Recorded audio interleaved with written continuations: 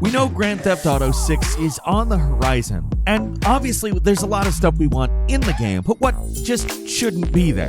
Hi folks, it's Falcon, and today on gameranx, 10 things Grand Theft Auto 6 doesn't need. Starting off at number 10, it's a bunch of cyberpunk combat vehicles and flying cars. There are way too many ridiculous futuristic military vehicles in Grand Theft Auto Online that look and feel completely out of place. They look like something out of Saints Row, not the comparatively somewhat down-to-earth, more down-to-earth than Saints Row, world of Grand Theft Auto. And they do not need to bring that back for the next game. It's not just that it's over-the-top silly, it's also a pain to deal with. The hover bike, called the Oppressor MK11, has achieved meme status in the online community because of how it's used and abused by griefers. It's not just that they can fly, they also have lock-on missiles, which are easy to spam and require zero skill to kill people.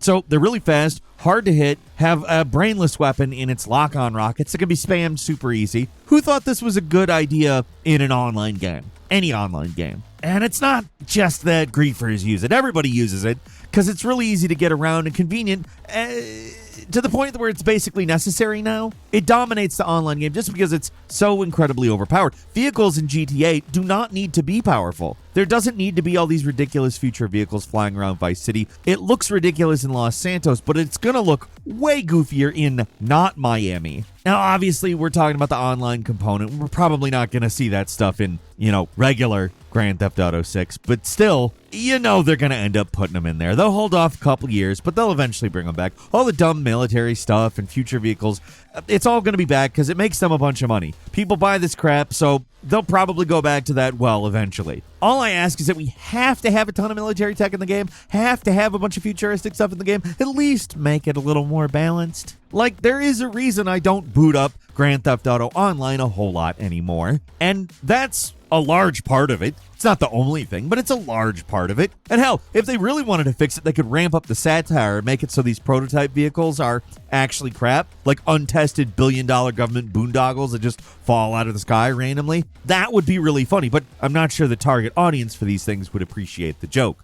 And number 9 is an always online requirement. Hopefully, GTA 6 is exactly like GTA 5. There's a single player mode that you can turn on and play anytime, even without the internet. And GTA Online, which is of course online only because it's in the name, GTA Online. Like, what do you expect? But what I really just don't want to see with the next game is Rockstar screwing that up somehow and making it so single player requires a constant online connection to function. It's not that I'm worried about losing connection, because this day and age, that's not much of an issue, but I hate the idea of losing access to single player content just because a video game company decides they don't want to support the game anymore. An online requirement would make it a lot harder to mod the single player as well and put you at greater risk of being banned just for doing basic stuff like modding and UI improvements or inserting something harmless in the game like a new car or something. I know GTA Online has plenty of mods, but there's always that risk of getting banned out of nowhere for something relatively harmless, and that sucks. Realistically, this is Grand Theft Auto 6. It's going to be one of the biggest games of all time, so it's safe to say that Take-Two and Rockstar will keep the servers running for years, and even if they didn't, fans would find a way to keep the game running on their own. The game is just too popular to disappear entirely because of a stupid online-only requirement, but it would be an unnecessary complication and something that we've seen a lot more of in the decades since Grand Theft Auto 5, and the response is always the same. Single-player modes shouldn't need online to function. It's stupid and unnecessary, just hostile towards consumers, and I hope they leave well enough alone. And number 8, missions that are literal chores. I don't know if this is controversial, but one thing I don't think we need in the next game is a bunch of boring stuff. I know role players love to do mundane activities. That's pretty much the cornerstone of GTA roleplay, but I kind of don't want it to be part of the main story campaign. Like, you know what I'm talking about here, guys? I don't just mean stuff that you think is boring, like races or something that just somebody doesn't like. I mean stuff like mopping the floor as Michael during one of the heists, or that mission where you use a crane as Trevor. I mean those missions where you do literally like menial tasks, normal jobs for a little bit.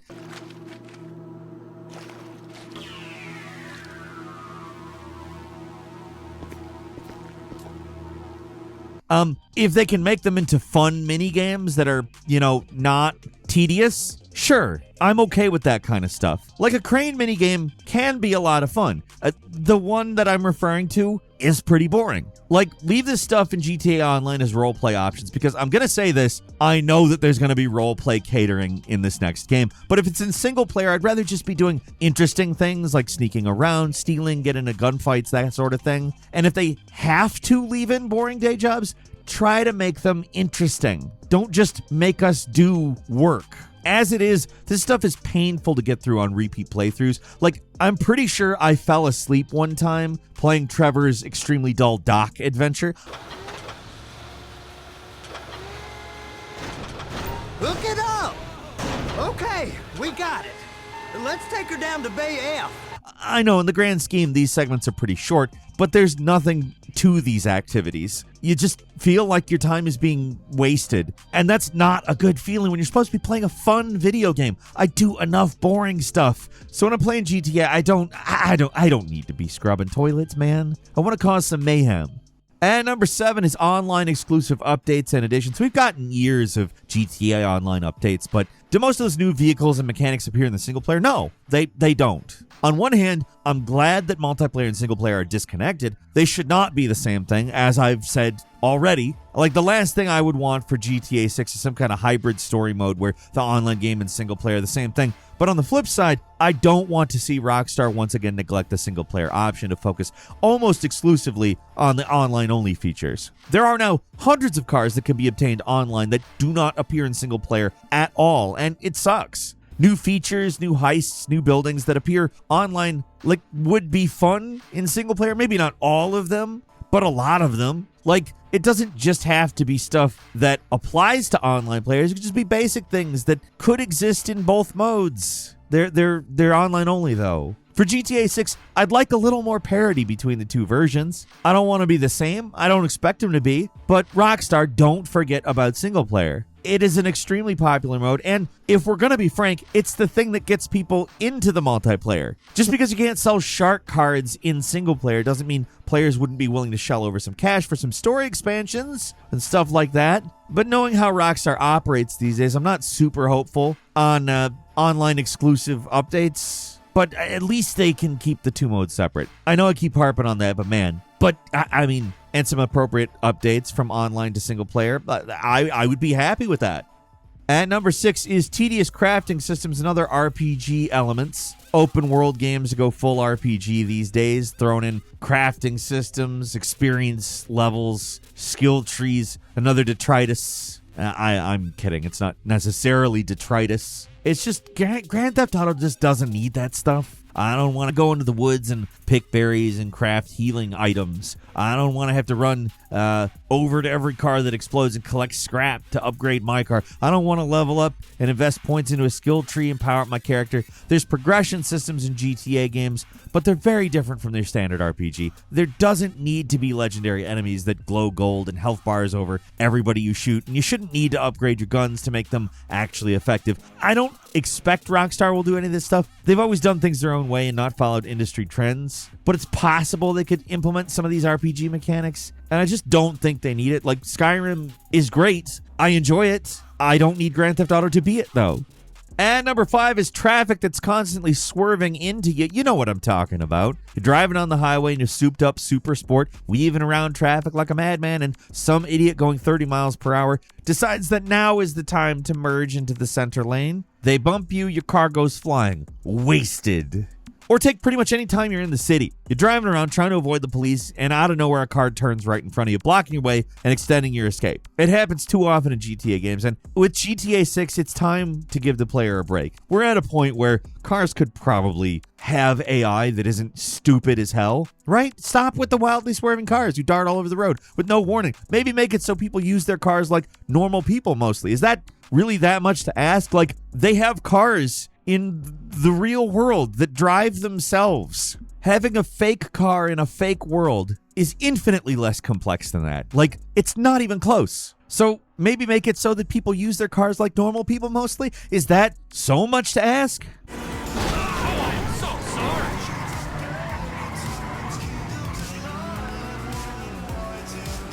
People speculate that the old GTA games did this to stop players from going too fast in order to give the game some time to load. That's not a problem anymore. You're not going to fall through the world if you go too fast, so maybe give us a break with the aggressively stupid drivers next game. Sure, make traffic a little unpredictable. Yes, but the people constantly crashing into you for seemingly no reason, leave that part out.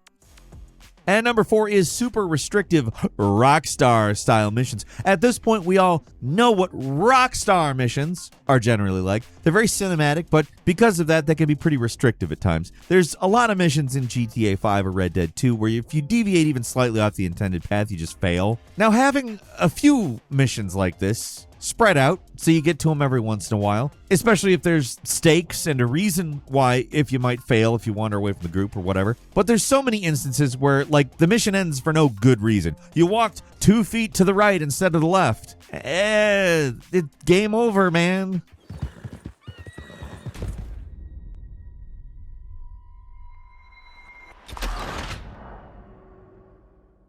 And the thing that you did wrong is interfere with Rockstar's very restrictive mission design. So for GTA 6, I'd like them to open things up a little bit and give players a little more agency for how they want to do things. Like they could have more sandbox-style missions that drop you in an area and let you do things how you want to do. I actually think GTA 6 probably will do stuff like this. With the game's potential focus on robberies, I think that's probably where that's gonna go. Imagine a mission where they drop you in front of a mansion and just let you have at it. You can shoot the place, or sneak in, carefully disable all the security. Basically a hitman mission. Maybe there's optional objectives they can perform to unlock new routes or special things to steal. There could practically be immersive sim-style levels. That would be amazing. That isn't to say I just hate every highly scripted mission with really specific requirements. They just shouldn't be like that all the time. And also, when they have stakes, that's when they're really good. When they're just kind of like, oh, you took a wrong turn here. You don't have any time to get back on the right track. So that's a mission failure. I think Rockstar knows what the feedback is, and they will have less of this railroading, but I really hope they go full Hitman once in a while and give us some big missions that we could complete in some way that we really wanted to. Like, that would be pretty amazing, actually. And number 3, and this one is satisfying to say, so it's a really, I hope this one doesn't happen, a fuel mechanic. One commonly requested feature that a lot of people want for the next game is incorporating more role-playing. Some of the ideas I like, while others I'm really not crazy about. A fuel mechanic is one of them. I just don't think that would add a lot to the experience. I know certain role-playing groups actually have fuel, and you have to gas up every 2 hours or so of continuous driving, so it's not super intrusive or anything, but that sort of role-playing stuff just doesn't feel necessary in single-player Grand Theft Auto. If you need to refuel your car, and here's kind of my thinking about it. If you have to refuel your car, what other boring stuff is going to be mandatory? Do you need to shower every day? Because I don't like doing any of that stuff. I'm a big Shadows of Doubt fan. I love that game, but I hate the fact that you have to shower every once in a while. It doesn't add anything to the game. Not for me anyway. I don't know.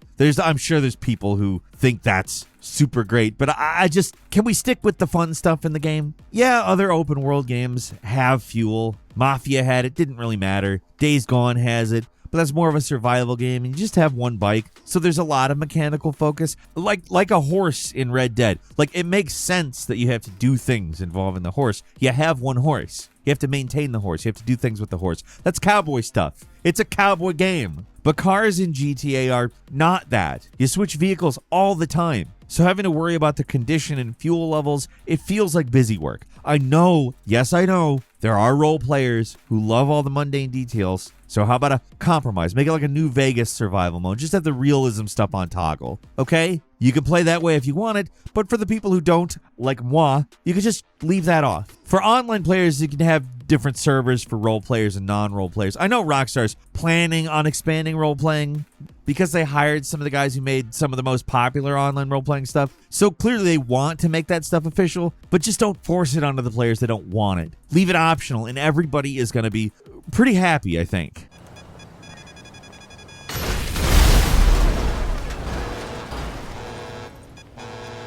And number 2, I really hope they don't have buildings you can't go into. One common complaint about GTA 5 is how few of the buildings you can actually enter. It's understandable why that is. It's so much extra work modeling all these interiors that most people are never going to see, but being able to go inside of buildings makes the world feel much more immersive. Now, if the leaks are to be believed, then this is actually at the top of their priorities for the next game. I don't expect literally every building to be enterable in GTA 6, but if the leaked design documents are true, then it's possible that a majority of the buildings in the next game will let players enter them. It would make sense too, especially if they're going to be serious about online play, which I think they are. Even if most of these locations are never used in single player, having all these interiors already built will make it a lot easier for them to expand multiplayer options, like more arenas and heist locations that generally feature more of the world. Of course, having a ton of interiors makes sense for single player too, because if you're doing a lot of robberies, then there has to be a lot of houses and shops and offices to rob. The game had fully modeled neighborhoods with houses and interiors that you could steal from at any time. Yet most houses and apartments in an area will probably share the same assets and be mostly the same, but just being able to go inside a place can make the game world feel a lot more alive. Just look at Skyrim. It's hardly the most realistic open world game in terms of its graphics anymore, but the immersion is still there just because every building, or at least nearly every building in the game, serves some kind of purpose. And number 1, and I think this will be completely uncontroversial among the people watching this video, I'm of course talking about how little I want to see any live service crap. As much as everybody complains about how pay-to-win GTA Online can be, and about how we all hate shark cards, one thing I have to give to the game is how it doesn't have many of the most egregious elements of live service gaming. There's no battle pass or multiple premium currencies or anything like that. It has plenty of its own online problems. It's hardly perfect, but it could be way, way worse. Like, imagine a GTA Online with a timed battle pass with tiers, or guns that are split into different rarities like Fortnite? Like, imagine that. What if they threw in a bunch of annoying daily progression quests? Not like the ones already in the game, but ones that are even more annoying. What if instead of buying cars, you have to rank your global level to 10 and get 10 different currencies, and then you have to craft an epic level Subaru or something like that? Like, take all the most annoying exploitative elements of live service games and slap them on top of GTA Online, and it would be miserable. Like, imagine if they went all in on the crossovers. That's all the rage this day.